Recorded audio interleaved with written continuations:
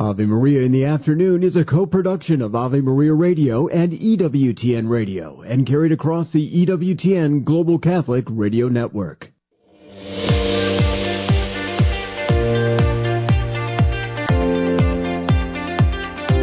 Welcome to Ave Maria in the Afternoon, examining the world through the lens of faith from the heart of the Church to help us navigate the culture. Here's Dr. Marcus Peter. Good afternoon. Thank you very much for joining us on this hour of Ave Maria in the Afternoon. I'm Marcus Peter. We're going to open with our segment on Wednesday wherein we talk about legal issues with our friend Andrea Picciotti-Bayer, who is legal analyst for EWTN News and director of the Conscience Project. This week, she brings to our attention by means of an article she published on National Review, where she highlights that the College of St. Joseph the Worker in Steubenville, Ohio, is structured to offer students an opportunity to learn trade skills, so HVAC, plumbing trades, while pursuing a degree in Catholic studies. Last year, the West Virginia Department of Economic Development awarded the school a grant under rules that allow the state to fund infrastructure projects that advance economic development. And so the ACLU heard about this and immediately got provoked to file a lawsuit. And this is the ACLU of West Virginia. We're going to talk about the case more with Andrea because it's important we understand what the barriers and thresholds are, what the implications of this case might be, and also just to see what the ACLU's issue with this particular grant might be as well. We go on from there to speak with Ed Clancy because on this past Sunday, we've been talking about different persecutions of Christians across the world.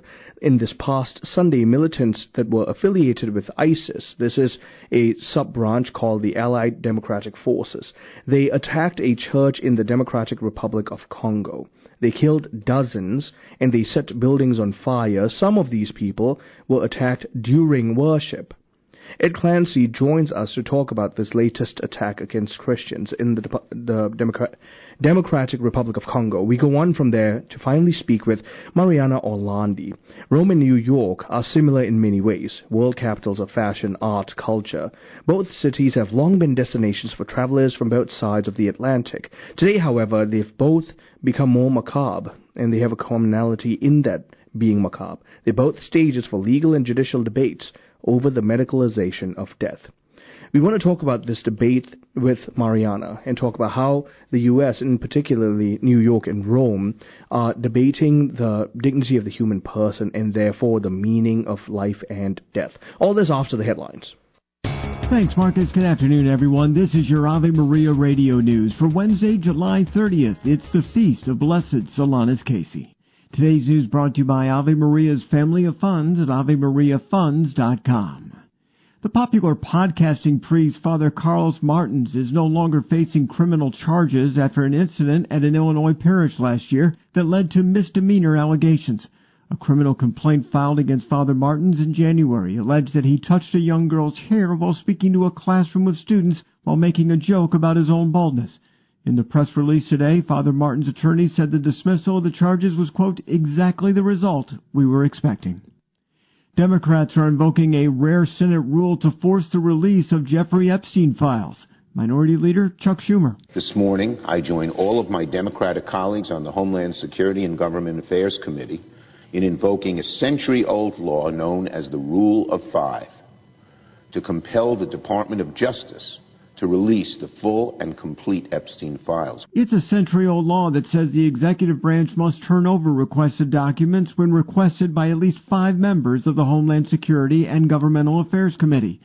Schumer says they expect the Trump administration to provide the files by August 15th. Former Vice President Kamala Harris ruling out a run for California governor. In a statement, Harris said she gave serious thought to making a run, but ultimately decided not to enter the race. This comes as speculation remains regarding a possible run for the White House again in 2028. And YouTube will be using AI to identify users who may be under 18 and strengthen online safety protocols for minors. The video sharing platform will be able to assess an individual's habits to determine whether the user is likely to be a minor. Once identified, the user may be restricted to age-appropriate material. A test study will initially be done on a small group of users in 2 weeks. From your AveMariaRadio.net news desk, I'm Steve Clark.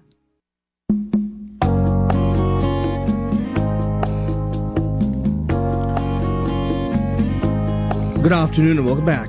I'm Marcus Peter. As I mentioned in the open, the College of St. Joseph the Worker is facing a lawsuit by the ACLU of West Virginia. We're joined by Andrea Picciotti-Bayer, our friend from EWTN and the Conscience Project, to talk about this. Andrea, great to speak with you. How are you? I'm doing great, Marcus. How are you doing? I'm well, thank you. And this would be laughable if it wasn't concerning, this case. But for the sake of our listeners, let's walk through first the grant that they received, on what basis, and then the basis of the lawsuit that's been filed. Yeah, this case is really interesting, Marcus, and unfortunately poorly reported. And some of it, I would just say it's been a bit of a like finding a needle in a haystack for me as a lawyer to try to find what was actually going on in the lawsuit. But to start at the very beginning, which is a very good place to start, the College of St. Joseph the Worker is a trade school that's been set up in Steubenville, Ohio, right, a stone's throw from Franciscan University. Many of the people at Franciscan are supportive of the College of St. Joseph the Worker. And what's really wonderful, I'm sure you probably even talked about the school in the past, is in addition to working in building up a student body that knows the trades, HVAC, plumbing, electrical work, carpentry, the students will also get a liberal arts education. Yep. And I think that's a really wonderful way to see kind of the integral part of education. It's not just the trades, but it's forming the whole person. Yep. And they applied to the West Virginia Department of Economic Development, which manages a big pot of money for economic enhancements through grants to private groups. And they applied for a $5 million grant, and they were awarded the grant. And their proposal was really quite lovely. It was to really consider and investigate creating a satellite campus in West Virginia. And in addition to the proposal, it was to build up a special kind of building corporation, a nonprofit building corporation, where they take their students and take what they've been learning in the classroom and in the college setting and put it to practice in building up and renovating some of the historic and culturally significant buildings in West Virginia that the for-profit industry just wasn't going to help rebuild or renovate. I mean, it's just a win-win across the board. Right. Because not only it would be fixing these really important physical structures, but building up the workforce in West Virginia. We all know that it's a economically impoverished area, and to be able to build these young people in their skills and trade and have it to the benefit of their community was just wonderful. So they got this $5 million grant, but, no good deed is left unpunished, unfortunately. Or at least unscrutinized by the ACLU, clearly. Well, and this was the ugliest part of it. The ACLU, was founded as a civil rights institution, and they've unfortunately kind of allied themselves with secularists. Yep. And in this case, they brought suit against the grant entity on behalf of the American Humanist Association, which is, as named as a purely secularist group. And they claim that the grant violated West Virginia's state constitution, saying that it would create a violation of their establishment laws, that it would, basically shuttling state funds to a church, which is not at all the case. Right. And, they made a big racket. And the state court judge that was looking at all of it was looking and saying, look, there's some questions that I have about this grant, about what the money's being used for. Since St. Joseph wasn't a party to the lawsuit, the allegations that the American Humanists and the ACLU were bringing about their use of the funds were some questions. So the court directed the state to go and provide notice, make sure that St. Joseph's College knew what the grants were to be used for, consistent with the legislation created this grant fund.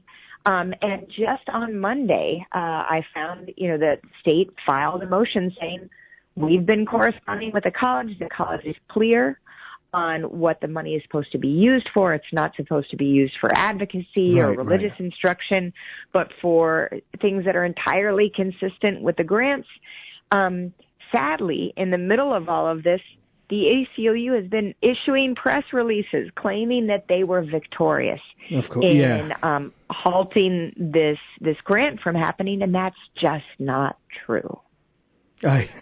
I've seen some of those press releases, and so my take on this has been a premature declare of victory. I wonder if this is one of those cases where, declare the victory beforehand, hoping that they will win. But it really is bizarre because the grants themselves are for economic development, and St. Joseph the Worker as a college does in fact meet the criteria for the grant, as you've been mentioning.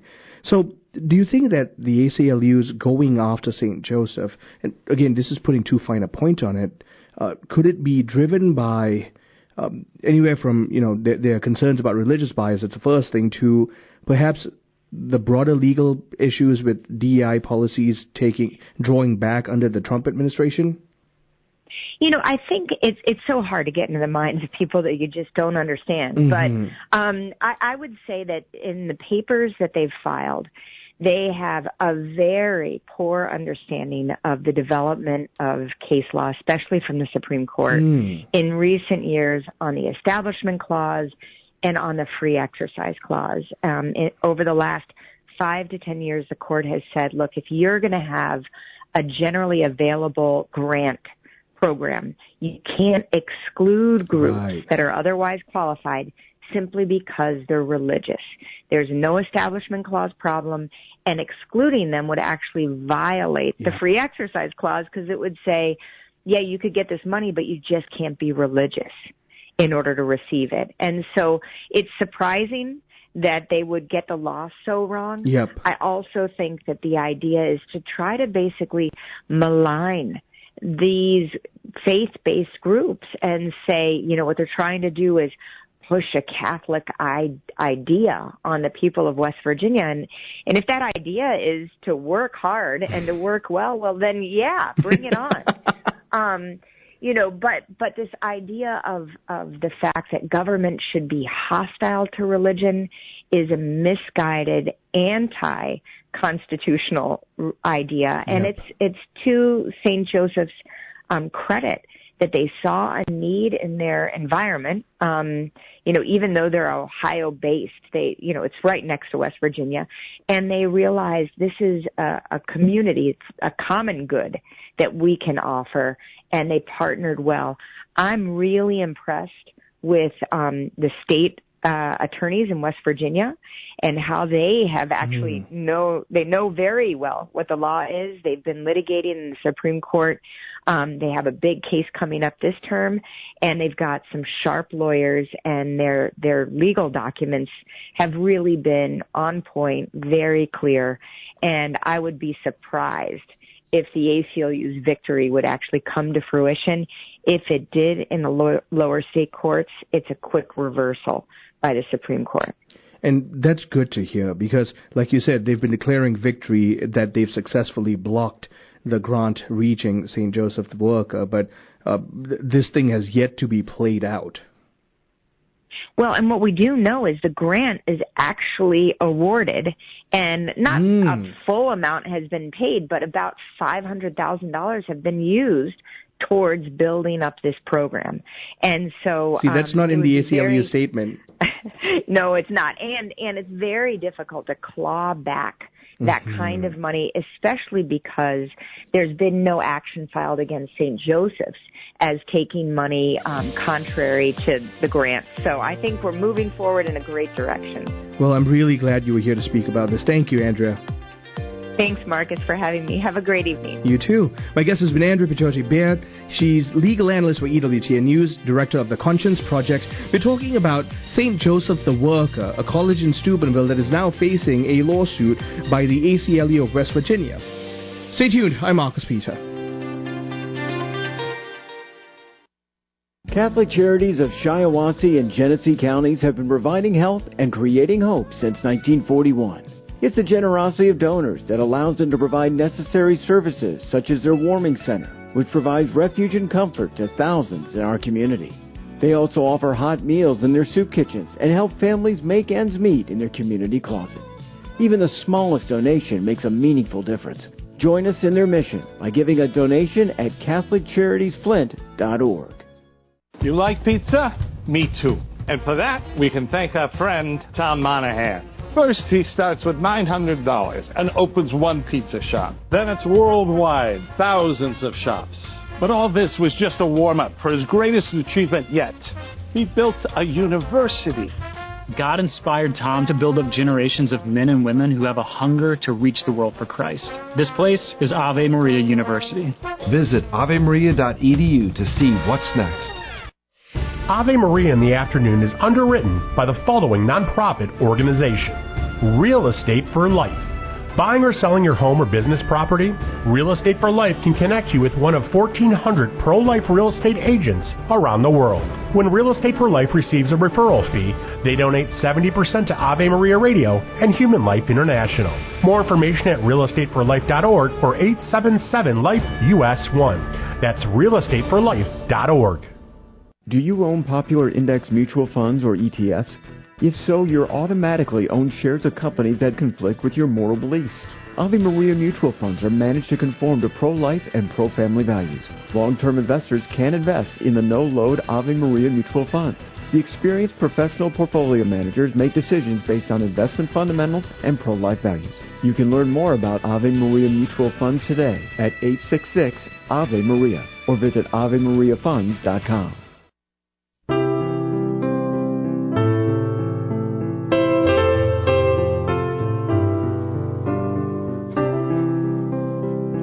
Good afternoon and welcome back. I'm Marcus Peter.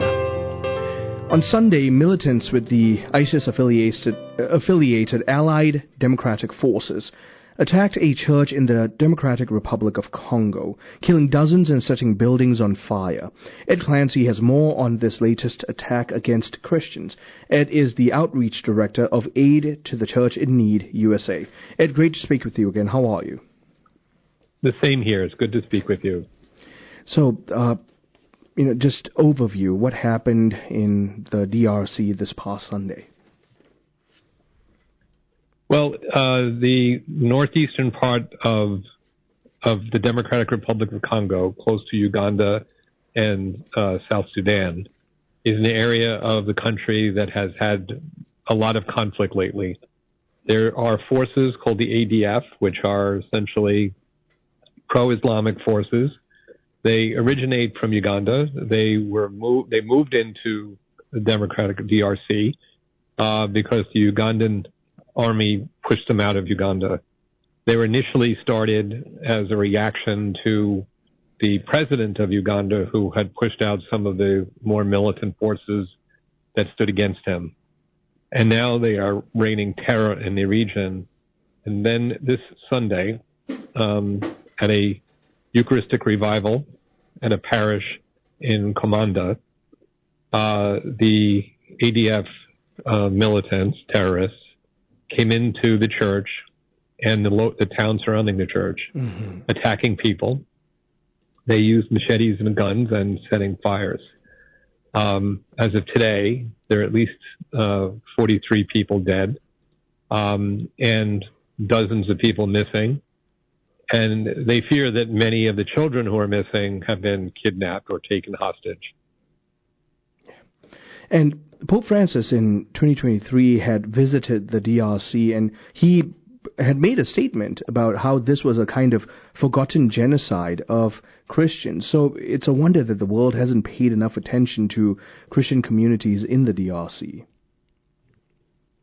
Yeah, and the DRC is on the order of 92 to 95% Christian. Mm-hmm. About half the Christian population is Catholic. So that factors out to be somewhere in the neighborhood of 50 million Catholics in the country. And the church there, it was a Eucharistic revival, so it was an effort by the local community to lift the faith. And these forces, the ADF, which hailed from all different parts of Africa, they've also preyed upon the local displaced people, and the DRC in general is that's the greatest population of internally displaced people in the world, with 6.1 or 6.2 million, and between 800,000 and 1 million refugees from places like Central African Republic and other places. Almost all of the refugees are Christian, so they're the most vulnerable. And when they are attacked, and like in this case, of course, there's going to be great harm. And the Christian community there has been subjugated by different forces, whether it's within their own country or from outside for centuries now, since the 19th century, if not before that. Lest we think that the DRC is otherwise all right, the truth is, for decades now, they've been besieged with war, political instability, corruption, militia violence, despite being one of the most resource-rich nations in Africa. Could you speak to how the Allied Democratic Forces are encroaching into that territory and what some of their intent might be? Well, when you listen to them, they say that they're just trying to protect the people. So compounding this is you have a large number of Hutu and Tutsi refugees from Rwanda. And that war, that civil war and genocide that happened some 40 years ago, caused the displacement of tens of thousands, if not hundreds of thousands of people. At first, it was the Tutsi who were fleeing the Hutus because of the killings. And then later on, when there was some activity to round up the criminals or those who might have perpetrated the genocide, the Hutus left Rwanda and took up residence in the DRC. You add to that you have multiple other tribes that not necessarily have the best relations. You have a corrupt, inept, and maybe even feeble government, so much so that, in fact, the Ugandan army had to come in and help them rally against the ADF. And now the ADF is like sort of wantonly controlling parts of the country. It's very similar to what's happening in Mozambique, where the jihadist forces have taken a oil-rich area of Mozambique, oil and gas-rich. Here in the DRC, there are so many opportunities for mining, for extraction of minerals, that the ADF can see both a territory with riches, and also, as they've said, they want to have a Central African caliphate, a separate Islamic republic in that region, in that sort of crest region between Uganda, Sudan, and the Democratic Republic of Congo. They're also pushing towards the river, and I think it's Lake Albert, which, again, are resources. They're places that are natural for food, for water, for a lot of different things that can help the community. And, of course, those who are kept away from it end up either starving or being deprived. Given that, I'm speaking to Ed Clancy, Outreach Director of Aid to the Church in Need USA. Ed, given that we here experience a tremendous amount of comfort, and Western comfort, the comfort of Western civilization, can you speak to how this kind of mass martyrdom ought to awaken us to realize that we owe a duty to our brothers and sisters who are suffering? Yeah, and I would add that we have the wherewithal to make a difference, but not necessarily, of course, through our prayers, but our governments, our diplomatic forces. One of the things that has happened in the DRC, which is quite amazing, is there's been this explosive growth of mobile phone towers and communication lines, which means there's ways of communicating with people all over the country. They don't have clean water. They don't have sanitation. They don't have roads. They don't have police forces, but they sure have, mobile phones.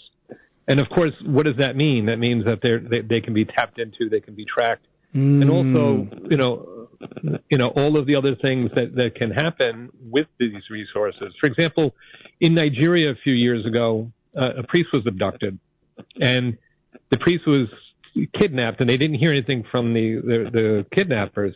So the vicar of the diocese called a number they had dealt with before to free a priest 2 or 3 years prior, so talking about 7 years now. And when he called the number, it turns out that number was in fact the same terrorist who had kidnapped the priest, the most recent kidnapped priest. So if he had the phone number and knew how to contact him, the government did too. Yep. And every single one of these phones is able to be tracked, and yet nothing is done. Not to mention, while there is movement of arms, which is one of the deadliest problems in the area, there's also other things that are being done internationally through finance and through international trade that can be controlled. Obviously, I have a problem. I don't pay my cell phone bill. Within 30 days, they shut it down. Yep. They could just turn me off. They can find me anywhere in the world to turn off my account. So it's not improbable to say they know where these people are and what can be done if they really wanted to. Now, the DRC's government doesn't seem to have either the economic power, the stability, nor the organization to do it. But there should be, some international forces who could help in this area and essentially say, if you don't stop this, then we're going to do things. We're going to change the way things happen. And unfortunately, the DRC is one of the poorest countries in the world. I think they have like a per capita income of in the area of $700-800 a year. So it's a very desperately poor country. And aid to the church need will help and has been helping for many years. And as we've seen, the ADF has targeted Christians before, but the International Criminal Court has remained oddly silent. Ed, thank you very much for joining us. I've been talking with Ed Clancy, who is Outreach Director of Aid to the Church in Need USA. We've been talking about persecution of Christians in the Democratic Republic of Congo. I'm Marcus Peter. Resetting your password, unsubscribing from emails, printing anything. Why are simple things sometimes so complicated? Thankfully, with an auto owner's insurance independent agent, getting the right coverage for your business doesn't have to be one of them, so you can get back to more important things, like learning how that printer works. That's simple human sense. Call Choice Insurance Agency at 734-641-4200. Hi, I'm Father Chris Alar of the Marian Fathers of the Immaculate Conception. My new book, Understanding the Sacraments, unpacks the extraordinary gifts unique to the Catholic Church. Ever wonder why we baptize infants? Is confession in the Bible? And must wives be subordinate to their husbands? The answers to these more hot-button questions about the sacraments are on sale now from Marian Press at shopmercy.org. God bless you. Hi, I'm Dr. Marcus Peter, host of Ave Maria in the Afternoon and Unveiling the Covenants. Ave Maria Radio has been at the forefront of dialoguing faith at the intersection of all things pertaining to human flourishing. We need your help.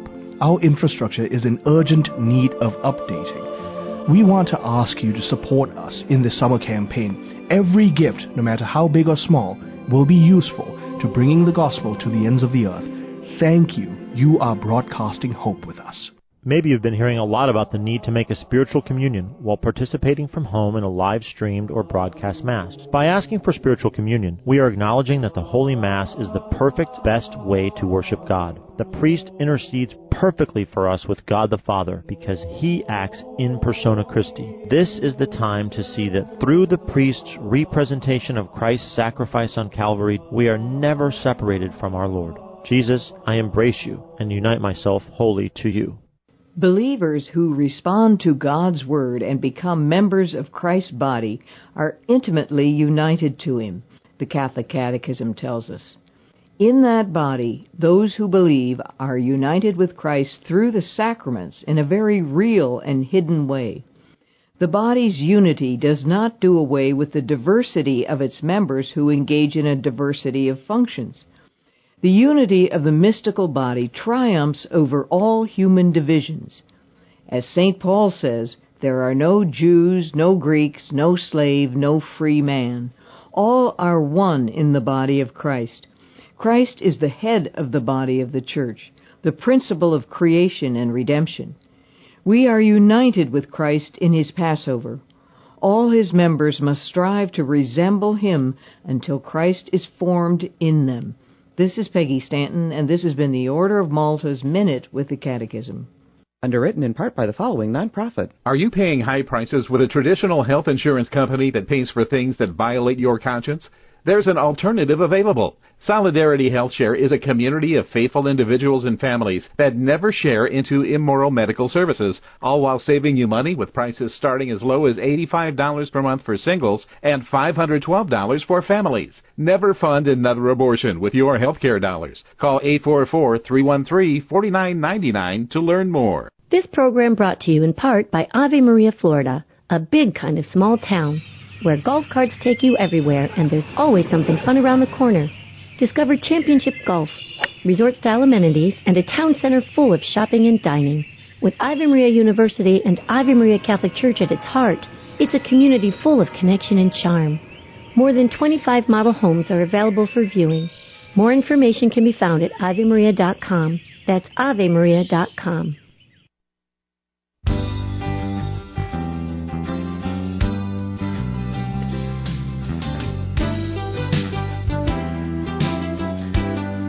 Good afternoon and welcome back. I'm Marcus Peter.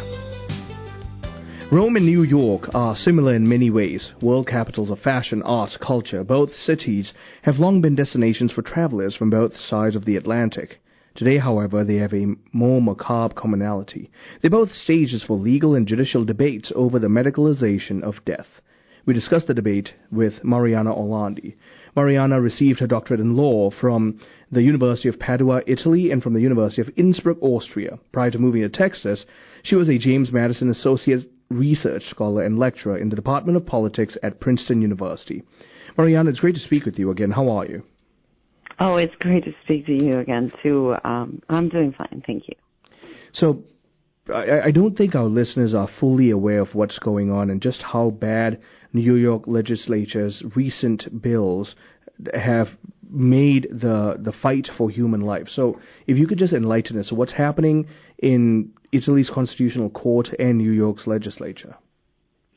Yeah, I mean, you know, my expertise is more in the Italian law. What's happening in New York, I think it's actually even easier to figure out from the American perspective. What I am trying to bring more to the awareness of the American public is what is happening in my home country, where we went from having, I'm sorry, I hope I don't have notifications on, but I apologize if I do. So what I was saying is the situation in Italy is a little bit different because we have crimes that used to protect what we call a legal good, and the legal good is life. And these protections are falling apart, and they're falling apart through cases where activists, people that claim they're defending people's freedom, are trying to make it legal to kill whoever is ill or frail or in other way debilitated and unwilling probably to face death in the way that nature is basically suggesting, right? So my decision to write about these topics is that there is what I have perceived in the past 20 years, which is as long as I've been, at a degree in law and looked at the laws in a little bit everywhere, like in Austria, in Italy, in the U.S., that there is this understanding that somehow rights and wrongs are becoming this international and fully agreed upon thing that we can actually enforce however we want everywhere, because come on, I have a right to get married, I have a right to a child, I have the right to depart this world the way I want. And this confusion doesn't help people understand the meaning of their lives, the meaning even of a state, that has, in the case of Italy, a public healthcare system, which is a lot of, part of the issues we have with medically assisted suicide, or now with the most recent case that was bringing the possible legalization of the murder of a consenting person, so basically euthanasia, is that if we allow medically assisted suicide, the public healthcare system might be the one providing, might be the one killing. And so we end up in this situation where my own taxes are basically paying the doctor to kill me when and if I am too tired to keep on living. And this has clearly dreadful consequences that I don't need, nobody needs, I think, to explain them, and that yet we've had lawyers trying to make the case in front of a constitutional court and trying to defend the crimes the way they are still on the books in my country in this case. I think there is, the way I see this also is that I think there's a bigger philosophical mistake that we keep making everywhere in the world. And it's just the idea that ultimately there is a perfect law that will solve all the problems. And I think that Greek tragedies in this sense help us a lot understanding that this will never be the case. Now, do we need some common sense? Yeah, absolutely. Do we need a better understanding of what life and death truly are, and that we really are all human, and we all will face this horrible and terrifying moment, which is our death?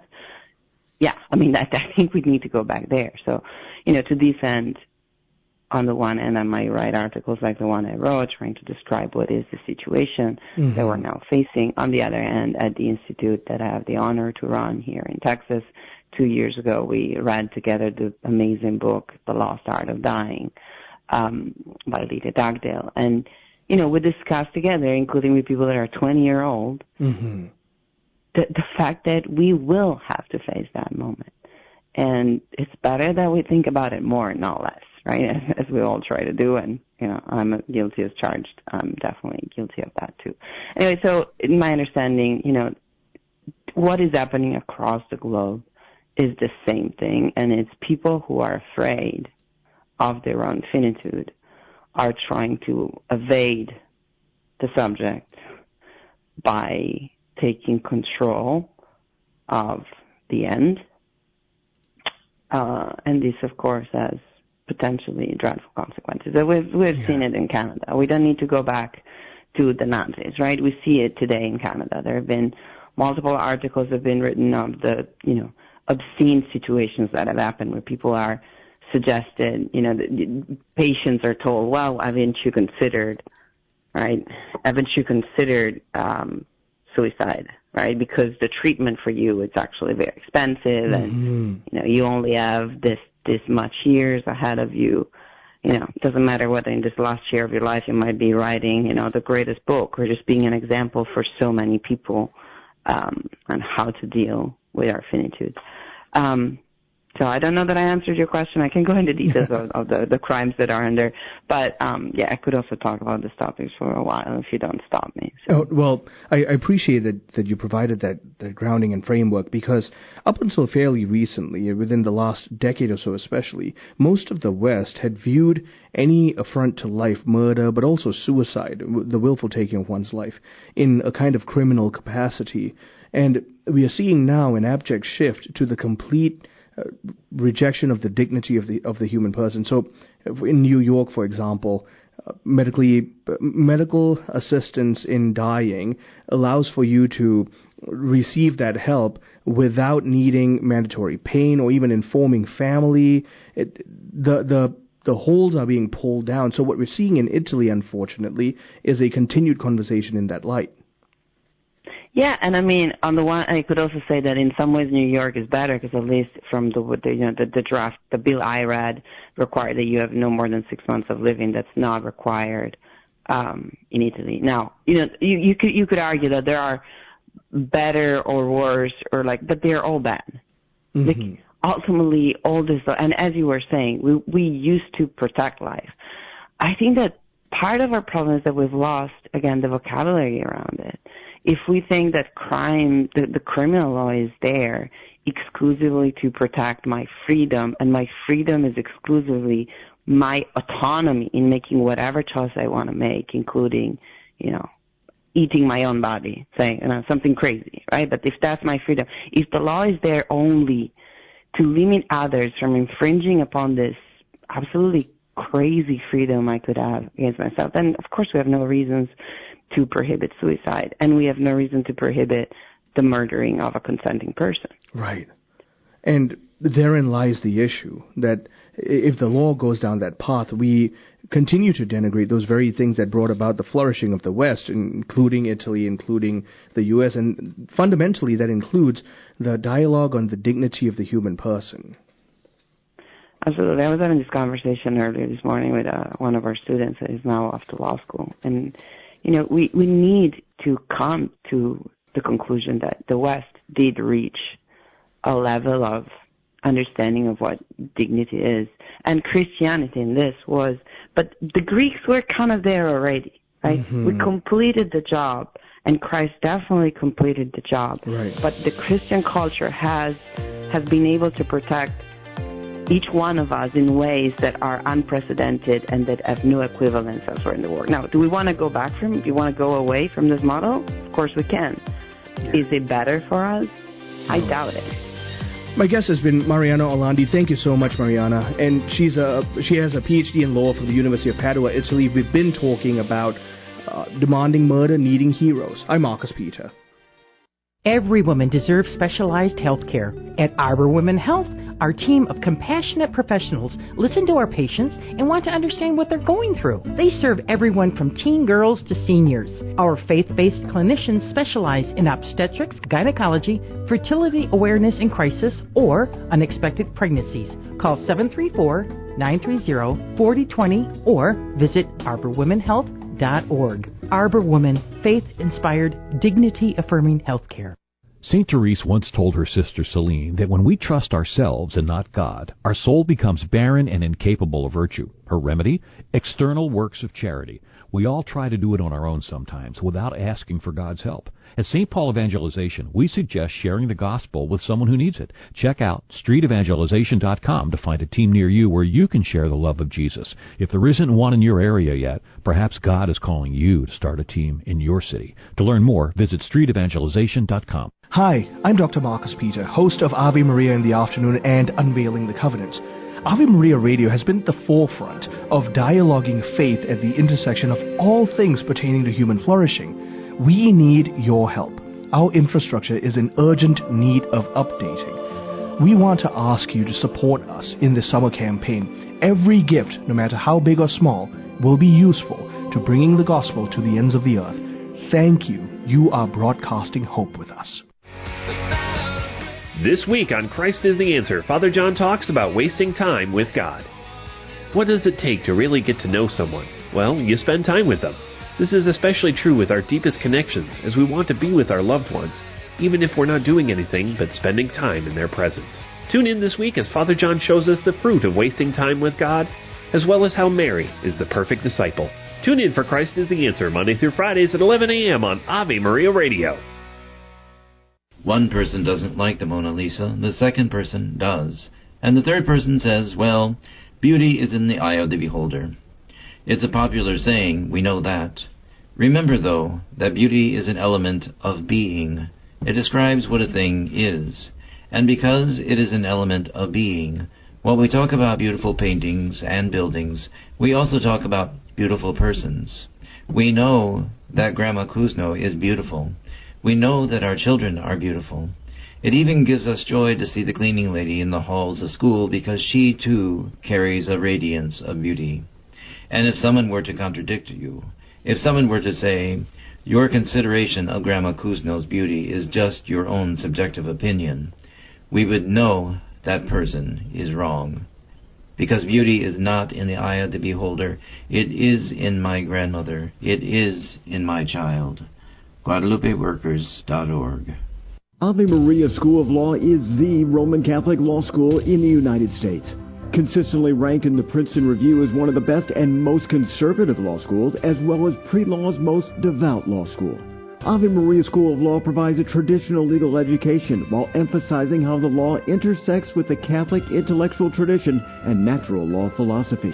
Ave Maria School of Law, unabashedly Catholic, consistently excellent. For more information, visit avemarialaw.edu. When the need for senior care arises, home is where the heart is. Visiting Angels provides home care for mom or dad up to 24 hours per day, including personal care, meals, and light housework. You may select your professional caregiver with Visiting Angels. More information at visitingangels.com or at 877-374-LIVE. That's 877-374-LIVE. Visiting Angels, America's choice in senior home care.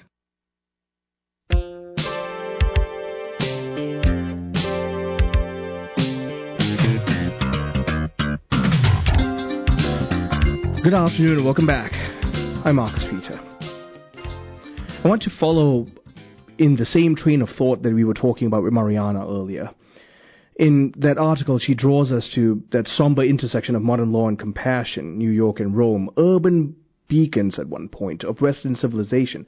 They now share that similar morbid dance around legalizing medicalized death. The problem is, in both jurisdictions, the legalization of assisted dying is targeting those who are most vulnerable. Terminal prognosis, 6 months or less, stripping them of requirements for things like unbearable pain, even family input, or mandatory reflection periods. They're just giving them the tools necessary for the ending of their life. And what we're witnessing now is something that you and I ought to wake up to, because it's not just legislative change. It's civilizational decline. It's the radical elevation of human autonomy over questions of things like covenant, of divine revelation, and most of all, treating the human person with utility rather than dignity. The philosopher Alasdair MacIntyre, he had a prophetic critique of our moral life as emotivist, preference over and above tradition and order. And he was right. It feels very precise, because in a world where death is purchasable, autonomy really becomes legal fiction, because suffering is avoidable, so meaning ceases to be discovered. Assisted suicide is transformed into a kind of consumer right, and a civilization that was once founded on the Christian gospel is now going to be the author of its own demise. That's exactly what we're seeing. It would be folly to speak of Western civilization without acknowledging its debts to the Christian gospel. So the biblical vision, for example, of the Imago Dei, that every human person bears within his soul, by virtue of being a human person, the bearer of God's image. And that actually laid the foundation for what we now remember and know as questions of Western universal dignity, human rights, the intrinsic value of life, and yes, even our suffering. We're so averse to suffering, we do everything to fight and shy away from it, and that's understandable to a point. But herein lies the issue, that it's an inevitable part of the human existence, that's one, but that our suffering has meaning and dignity when united with the cross, and therefore that in going through suffering, we find the meaning of our humanity itself. Western inheritance is suffused with Christian ethos. Education, charity, hospitals, universities, art, science. Rejecting this ethos is not harmless secular progress. It actually roots the moral matrix that underpins our law, our commerce, even our communal societal life. The Magna Carta, far from a secular miracle, drew legitimacy from medieval Christian notions of kingship, law, servanthood. The Enlightenment criticized ecclesiastical power. I understand it. But even then, all of the Enlightenment movements actually remained framed within Christian anthropology. Man is fallen, redeemed, called, man possessing reason, and that elevates him above the animals. Science, whether you view Newton or Boyle, emerged from Christian conviction. The world is rational, knowable, worthy of stewardship. In short, remove the Christian anchor, and Western rationality loses its mooring and its purpose. So when policies codify things like medical aid in dying, the language is cynical. They call it clinical, but I argue it is cynical. Because the reality is fragile. A grieving spouse, a lonely chronic sufferer, a disabled elder. We call it medical aid in dying when it is nothing more than a euphemism for murder. All of these may come to feel like burdens, disrupted narratives that are invited to an exit clause. Psychiatric evaluations become optional, family consultations are not mandatory, suffering becomes legally obsolete, not divinely pregnant. So what we're doing is we're selling despair under the name of compassion, and the medical system is guilty of this. Viktor Frankl taught that meaning arises in suffering, even in suffering endured alone. Modern culture bids us to bypass suffering instead of entering into it. Medications instead of mercy. The result is now a society allergic to grief, cherishing efficiency, allergic to raw human complexity. And ironically, this means grieving becomes privatized, isolated, and pathologized. There's a whispered economic calculus behind many of the assisted death movements that we're seeing. They seldom pronounce this, though. Aging populations, healthcare cost burdens, and dwindling caregivers. When the state offers death as an option, the unspoken message is clear. Cheaper rather than what is most caring. And here's the true cynicism. Death is now fiscal policy. Yes, you heard that right. That corporations, including the medical system, is viewing death as nothing more than fiscal policy, funded by insurance policies. Once societies normalize the separability of life's value from dignity, they open the door to triage, cost-cutting, stratified care. Who gets full treatment? Who is offered an exit? That two-tiered horizon wasn't forged in compassion, it was confessed in crisis. Western medicine's vocation was once healing. Now, policymakers murmur about terminal sedation as a substitute for structural and medical investment. The 6-month prognosis guiding death legislation is statistical shorthand. It's not personal destiny. Oncology studies routinely show patients outliving predictions by years. That kind of epistemic certainty is shrugged off in law because they're trying to present it as confirmed science. But human lives are not actuarial points. These are persons. Their days each hold redemption, grace, and the narrative of salvation history. Even the Hippocratic tradition rejects physician-assisted death. The New York Bill contorts semantics to assert that it is not assisted suicide, but what it does is prescribe lethal drugs. That Orwellian move doesn't change the fundamental reality. It is medicalizing murder, wrapping it in signature forms, sure, but it's leaving the ethical structure hollow. Public discourse highlights this striking quote. The plot twists, the new crosses, they are part of our personal novel, where our goal is to be the hero of our own story. In a world where heroism means enduring, bearing, loving through suffering, the culture is stripping heroism of its true meaning and scripting death as the hero's final agency. You will have control over how you die because you are completely helpless. You have no agency over how you have lived. That's the message of despair. The hero, therefore, is not the caregiver, it's not the nurse, the weary parent. The hero is the autonomous chooser of death. That's the cultural inversion. That's perverse. That's satanic, I dare say. Suffering used to be the crucible for human valor. Now it's just seen as an inconvenience. It's a deviation to be excised. It's no surprise that when volunteers decline, neighborhoods atrophy. Public mourning is becoming privatized. We don't like talking about death. We don't even want to admit that we will face death. Rage against the dying of the light, we say. So the hero disappears. The system replaces fidelity to the faith with functional expediency. Some celebrate the freedom to choose death as human liberation, but that choice echoes most loudly in the echo chambers of isolation. Because those offering these prescriptions never offer companionship. Institutions that push exit rarely provide palliative investment and care that is extended. Choice becomes a lifeboat, but the life jackets are rotting.